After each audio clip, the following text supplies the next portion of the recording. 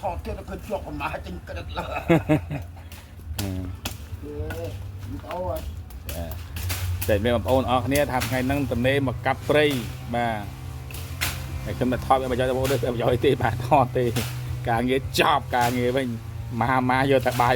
មកពេលទេបងប្អូនអើយអ្នកធ្វើការប្រកបគេមិនសូវថតឯងខ្ញុំមិនខ្ជិល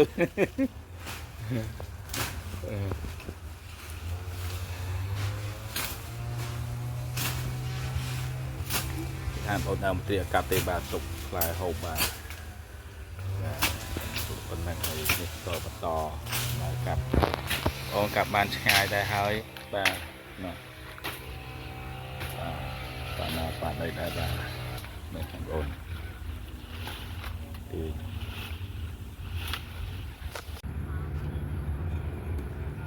តែមកមុំណា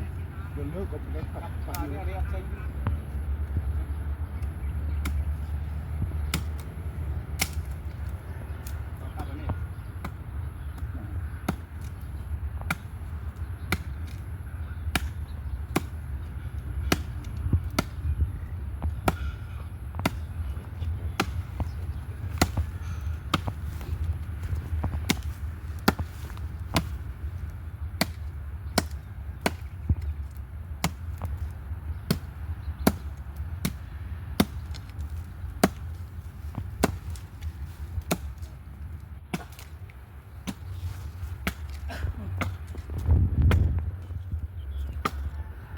នេះអ្នកធ្វើ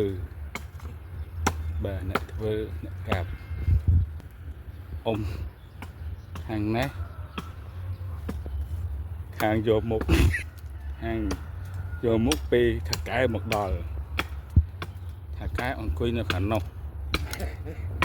ខាងយកមុខអ្នកធ្វើ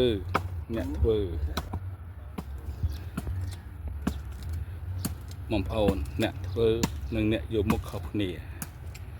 អ្នកកំពុងកាប់នេះអ្នកធ្វើអ៊ំខាងនេះពេលថៅកែមកដល់កែវការហាក់ដូចជាធ្វើការធ្ងន់ធ្ងរអញ្ចឹងព្រោះថាធ្វើការហត់ណាស់បាទ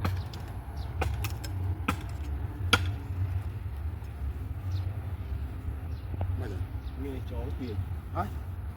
អាប់ទៅក៏អីចូលចាស់ទៀតអត់អញ្ចឹងអត់មានទៅណាខ្សែចូល